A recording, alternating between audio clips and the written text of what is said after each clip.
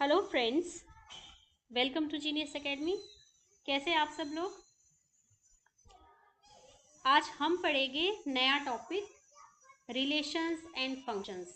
लेकिन उससे पहले मुझे एक कंसेप्ट क्लियर करवाना है जो होता है आपका Cartesian products of sets. Cartesian products पहले ये सीखना पड़ेगा, देन आपका रिलेशंस एंड फंक्शन भी क्लियर हो जाएगा। शुरू करें फिर।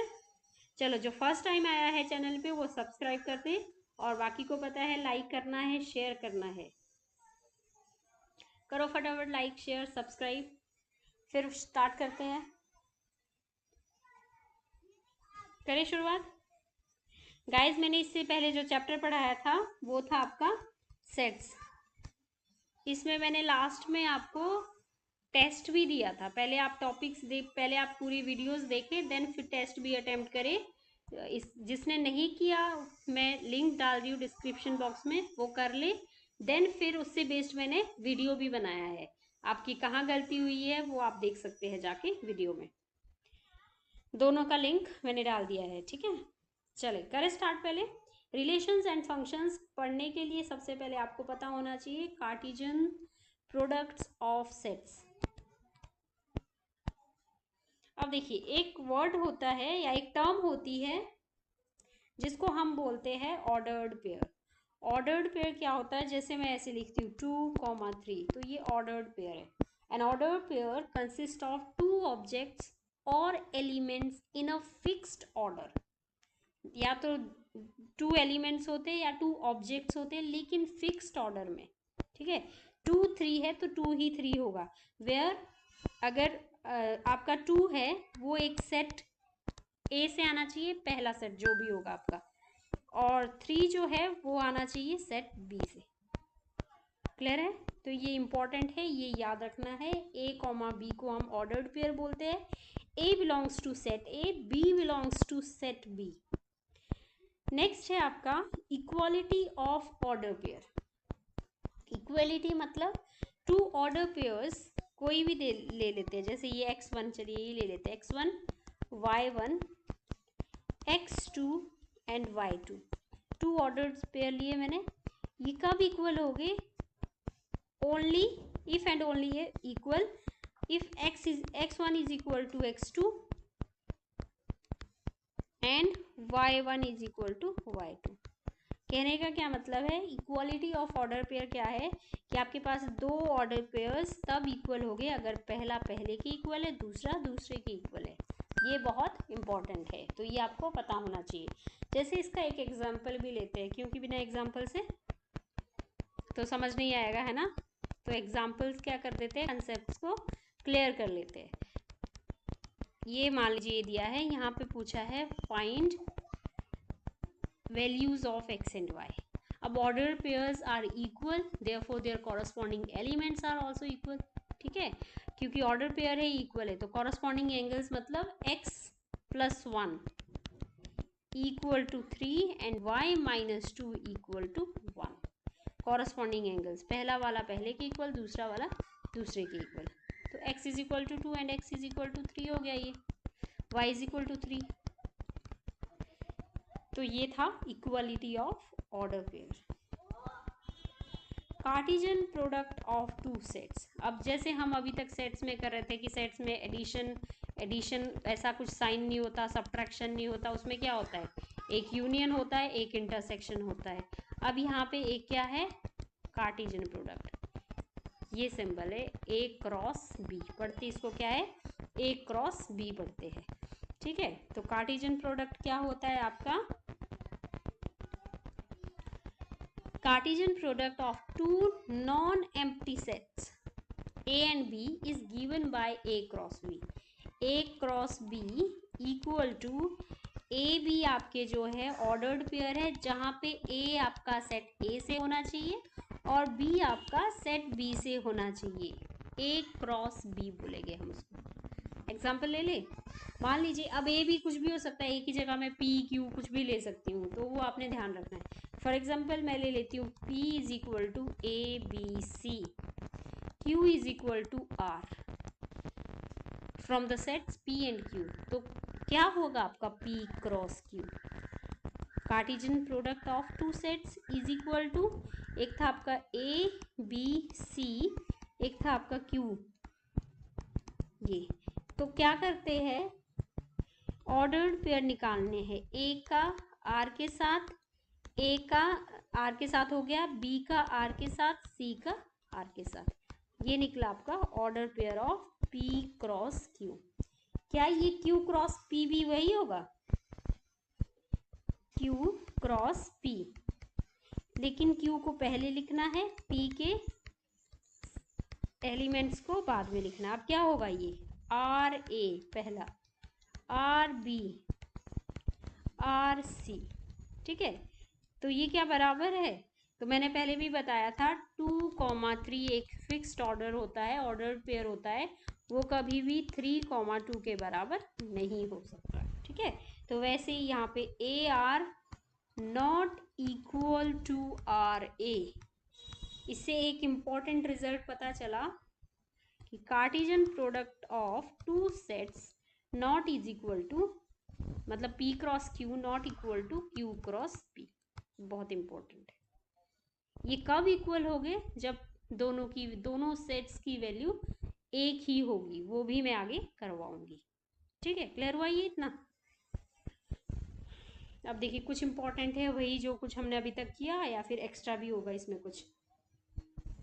सबसे पहले देखिए, two order pairs are equal if and only if the corresponding first elements are equal and corresponding second elements are equal. तो बस वही चीज़ है कि फर्स्ट एलिमेंट ये है तो a is equal to X, second elements b है, और यहाँ पे सेकेंड एलिमेंट क्या है, यहाँ पे फर्स्ट एलिमेंट a है तो दूसरे में x है, यहाँ पे सेकेंड एलिमेंट b है, दूसरे में y है, तो मतलब a is equal to X और b is equal to Y. Corresponding first elements and corresponding second elements are equal, ठीक है। नेक्स्ट क्या होगा, if there are p elements in set a, q elements in set b, then p q elements in a cross b। ये भी important है कि number of elements in set a p है, number of elements in set b q है, तो number of elements a cross b में कितने होंगे, n of a cross n of b, which is equal to p cross q, which means pq। Clear है? आगे questions आएंगे तो और भी इजी हो जाएगा आपको।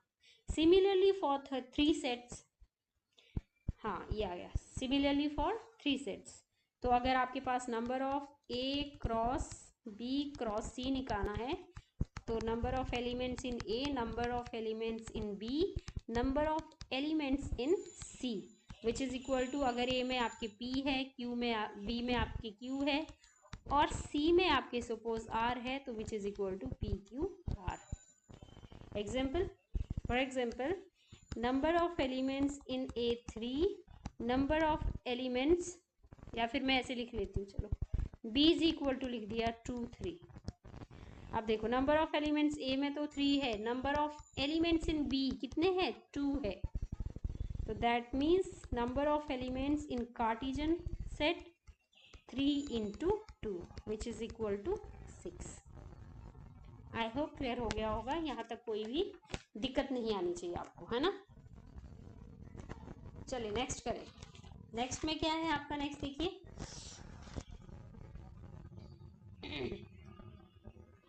जब हम एक ही सेट को 3 बार मल्टीप्लाई करते हैं तो हम उसको बोलते हैं ऑर्डर्ड ट्रिपलेट, जहाँ पे हमारा a जो है एलिमेंट वो a से ही आता है, a belongs to set a, b belongs to set a, c elements belong to set a। जब हम एक ही सेट को रिपीट करते हैं, मतलब 3 बार मल्टीप्लाई करते हैं, तो हम उसको बोलते हैं ऑर्डर्ड ट्रिपलेट। क्या बोलते हैं, ऑर्डर्ड ट्रिपलेट। एंड नेक्स्ट वाला कि अगर आपका a या b सेट में से कोई एक नल सेट है, तो a क्रॉस b हमेशा नल सेट ही होगा। मेरा कहने का मतलब है, अगर मैं ऐसे बोल रही हूँ a 2 3 है, b आपका 5 है, it means a cross b, अब 2,3 क्रॉस 5 क्या हो जाएगा, 5। if either A or B is null set, then A cross B is also null set. ये important है. नेक्स्ट इज, अब ये रियल नंबर्स है कि दो रियल नंबर्स को आपस में मल्टीप्लाई करेंगे, वही एक सेट है आपका ए, दूसरा है बी, सेम चीज़ है. या फिर दो सेट है ए, एक सेट है आपका ए, उसको दो बार मल्टीप्लाई करेंगे तो वही चीज़ है. एक्स एंड वाई दोनों एक ही, X belongs to set A and Y belongs to set A, एक ही से आएगा. वैसे ही पीछे करवा दिया ये सब. ठीक है, ये भी देख लीजिए. ए क्रॉस नल सेट, ये भी करा दिया. P cross Q not is equal to Q cross P. But अगर ये इक्वल हो गए तब कौन से केस में हो गए equal? If elements of A and elements of B are equal. मतलब कहने का मतलब है कि अगर एक 1 2 है और बी आपका 1 2 है, तो अगर आप ए क्रॉस बी करेंगे या बी क्रॉस ए करेंगे तो फर्क नहीं पड़ेगा, इक्वल आएंगे. क्यों? क्योंकि ए इज इक्वल टू बी है. तो ये भी आपको याद रखना है. एग्जाम्पल आप कर लीजिए जो मैंने 1 2 वाला दिया है. If A and B have any elements in common, अगर ए और बी के पास कॉमन एलिमेंट्स एन है तो उनके कार्टिजन प्रोडक्ट में एलिमेंट्स कॉमन कितने होंगे? एन स्क्वायर एलिमेंट्स क्या होंगे? कॉमन होंगे. ये भी कॉम्पिटिटिव एग्जाम में आता है, इसको भी ध्यान रखिए. आई होप समझ आ गया है ना. Next, number of subsets. अब ये तो कितनी बार मैंने सेट्स में कराया. नंबर ऑफ सबसेट्स क्या होता था? 2 raise to power n. Number of proper subset क्या होता था? ये होता था. अब पूछा है number of subsets of cartesian product.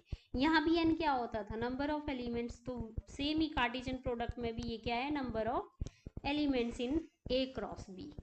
ठीक है, तो आपको ये याद रखना है. ये बहुत इंपॉर्टेंट है, ये आपको याद रखना है. Number of subsets for cartesian products कितने हो गए?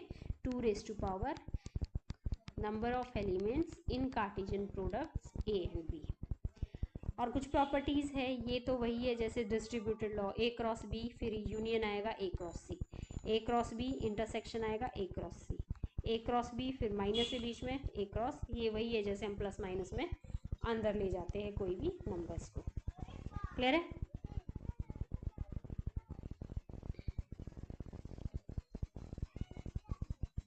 चलो अब कुछ क्वेश्चंस करते हैं कार्टिजन प्रोडक्ट से रिलेटेड. जल्दी जल्दी आप भी सॉल्व करें और बताएं आंसर. फर्स्ट है, ये देखिए क्या दिया है? इक्वलिटी ऑफ ऑर्डर्ड पेयर दिया है. तो फर्स्ट वाला element, corresponding elements are equal. Simple है. ये 5/3 and y minus 2/3 equal to 1/3. ये तो इजी हो गया. 1/3 plus 2/3 3/3 which is equal to 1. अब दूसरा वाला कर दीजिए. ये भी ऐसे कर सकते हैं आप, जैसे भी करें, बस लीनियर अलजेब्रा है ना. ये 3x माइनस 5 3 और 1 उस तरफ ले गए तो -3 -1. क्रॉस मल्टीप्लाई करिए -3 x is equal to 2. Clear है? चलो नेक्स्ट है, if the set A has n elements, मतलब number of elements in set A has 3 elements. और सेट बी दिया है जिसके एलिमेंट्स 1 2 3, ये भी 3 ही है. Number of elements in set B is 3. अब देखो क्या है? Find the number of elements. तो n of A cross B क्या होता था?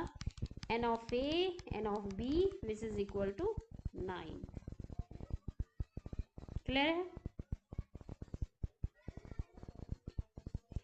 अब इनका क्या करना है? कार्टिजन प्रोडक्ट करना है.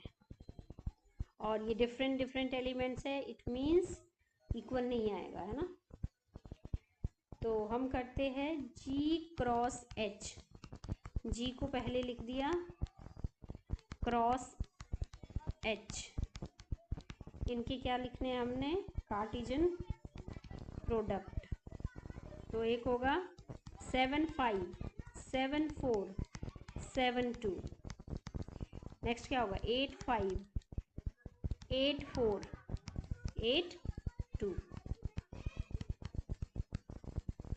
Similarly for H cross G, तो कुछ नहीं करना है, 5 4 और 2 पहले लिखना है और जी वाले एलिमेंट्स बाद में लिखने हैं, या यहीं से देखो इनका x को y बना दो, y को x बना दो। 5 7 7 4 7 2 7 5 8 4 8 एंड 2 8। क्लियर है? अब देखिए दोनों बराबर नहीं होंगे। Next, state whether each of the following statements are true or false.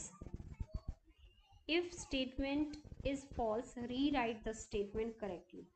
अब देखिए ये है p of q element, sorry set p दिया है और सेट q दिए है, उसके एलिमेंट्स दिए हैं, मतलब कार्टेशियन प्रोडक्ट्स है। ये तो गलत है, क्यों? देखिए पता चल रहा है, क्योंकि n ऑफ a में आपके 2 एलिमेंट्स है, n ऑफ b में आपके 3 एलिमेंट्स 2 ही एलिमेंट्स है। अगर मैं n of a cross b भी करती हूँ तो भी कितने आ जाएंगे? 4 आ जाएंगे, ये तो 2 ही है। ठीक है, तो ये पहला क्या है? ये फॉल्स है। और अब इसको रीराइट करना है। कैसे लिखना है? तो आपको पता है p क्रॉस q के कौन से एलिमेंट्स बचे? एक है आपका mn, एक है आपका nm। तो इसको लिखना है m साथ n, m के साथ m, n n, n m,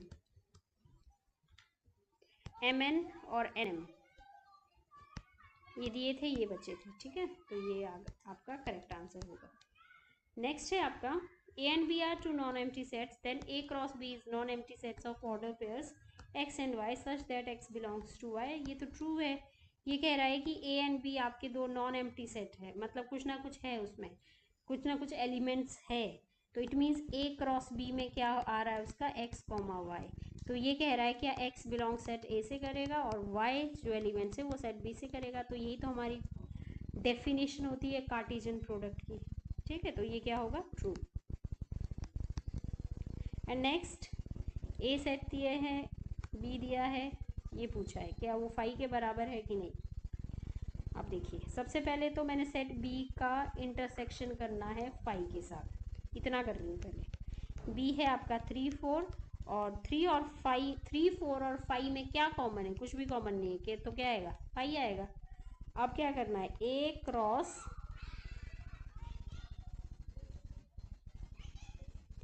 B intersection 5। तो ये तो आपका 1 2 है और क्रॉस बी इंटरसेक्शन 5 है। अभी मैंने बताया था कार्टेशियन प्रोडक्ट में अगर एक भी आपका सेट नल सेट होता है तो आंसर क्या आता है? 5 ही आता है। थोड़ी देर बताया था, थोड़ी देर पहले बताया था a cross 5 is equal to 5। तो इसका ये भी क्या हुआ? मीन्स ट्रू हुआ। ये भी इज दैट क्लियर? आ रहा है समझ? नेक्स्ट करें। अब देखो ये ट्रिपल प्रोडक्ट है, ट्रिपलेट बताया था। सबसे पहले ए क्रॉस ए करिए, एक साथ कर सकते तो वो भी कर सकते, एक साथ करना है तो वो भी कर सकते हैं। ठीक है, फिलहाल -1 1 और -1 1। तो कितना होगा? फर्स्ट को दोनों के साथ, सेकंड को फिर इन दोनों के साथ। ठीक है, ऐसे करते हैं। तो क्या हो जाएगा? -1 -1 -1 +1। नेक्स्ट क्या होगा? कॉमा नहीं, 1 -1। नेक्स्ट है 1 1। अब इस वाले को ए क्रॉस ए कर दो, मतलब फिर से -1 और 1 से मल्टीप्लाई कर दो। तो इसको ए के साथ, फिर इसको दूसरे के साथ। ठीक है, तो ऐसे इसी तरह करना है सबको। -1 -1 -1 पहला आ जाएगा, फिर -1 -1 +1। अब इसको इन दोनों से करो तो -1 1 -1 -1 1 1। फिर इसको करो दोनों से +1 -1 -1। नेक्स्ट 1 -1 1। अब इस वाले को, तो ये था ब्रैकेट है ना, 1 1 -1 एंड 1 1 1। ये निकला आपका फाइनल ए क्रॉस ए ट्रिपल कार्टेशियन ट्रिपल प्रोडक्ट या ऑर्डर्ड ट्रिपल ऑर्डर्ड जो भी था। ठीक है,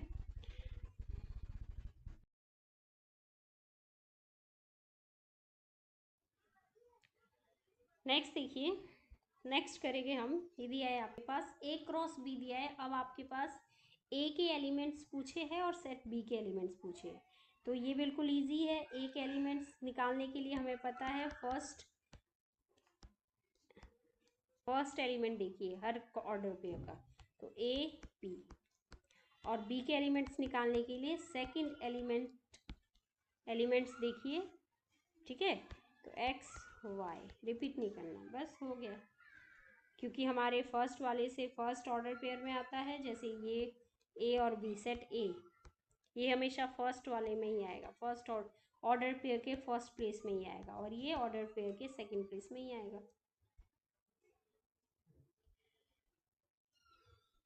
नेक्स्ट पूछा है, इनको वेरीफाई करना है। अब ये तो इजी है, चलो कर लेते हैं। बी इंटरसेक्शन सी, बी और सी में क्या कॉमन है?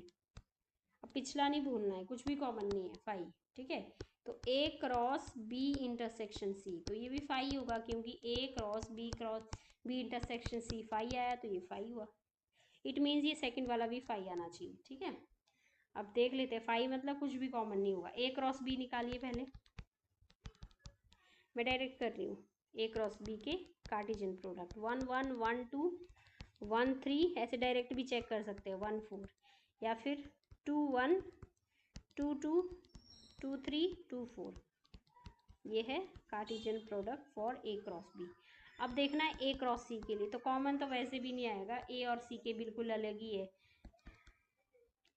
1 5 1 6 लिखने की जरूरत पड़ेगी क्या? 2 5 2 6। अब देखिए इनमें क्या पूछा है, इन दोनों का इंटरसेक्शन पूछा है, तो इन दोनों का इंटरसेक्शन क्या है? 5। ये दोनों बराबर तो आगे वेरीफाई करना था। And next, A cross C is a subset of B cross D. A cross C तो मैंने निकाला हुआ है, फिर से नहीं निकालूंगी। अब बी क्रॉस डी चेक करते हैं।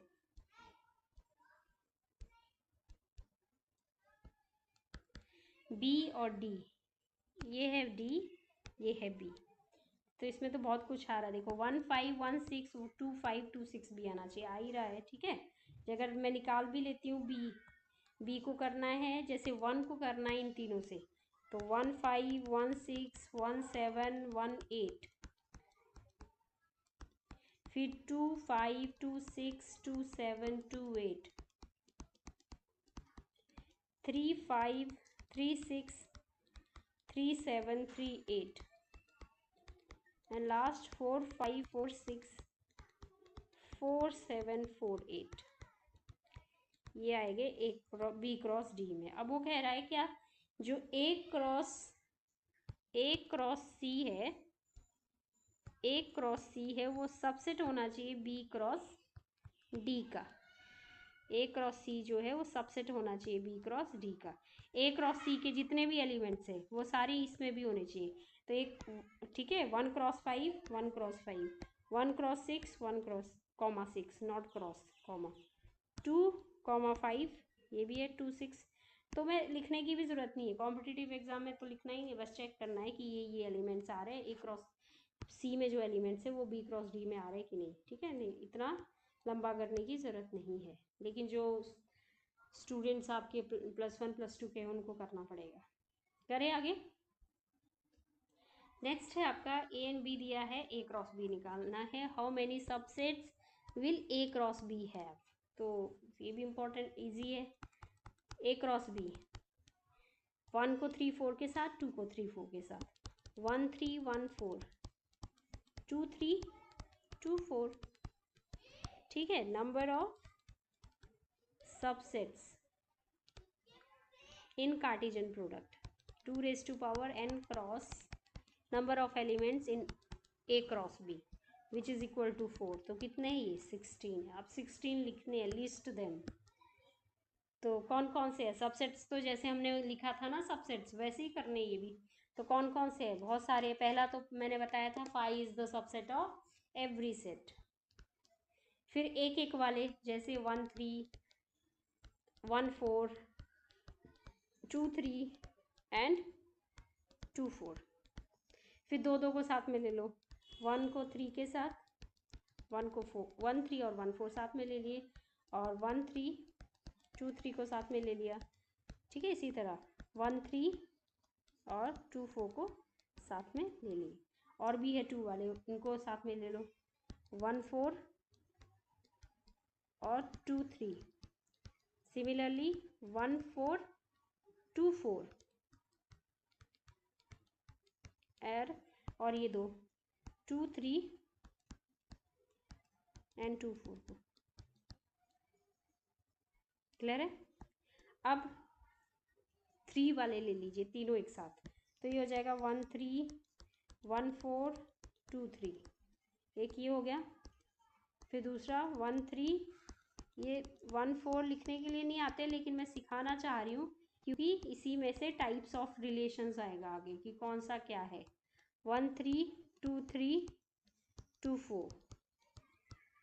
नेक्स्ट 3 वाला और भी है, 1 4 2 3 एंड 2 4। ठीक है, और कितना होगा एक लास्ट जो है सारे के सारे 1 3। Every set is a subset of itself. अगर आप काउंट करेंगे तो ये 1 2 3 4 5 6 7 8 9 10 11 12 13 14, कौन सा रह गया एक? 1 3 1 4 2 3 2 4 5 तो ये हो गए है ना। और ये कितने हो गए? 1 1 2 3 4 5 6 ही हो गए। और कितने बचे? 1 2 3 4 ही हो गए। ये 1, तो 10 15 16 हो तो गए, टोटल 16। ठीक है, चलो next. A cross B two set such that n of A n of B given दिया है। If x1 y2 z1 are in A cross B, find A and B x y z are distinct elements. तो ये तो वही है, ये इसमें इतना कुछ करने की जरूरत नहीं है।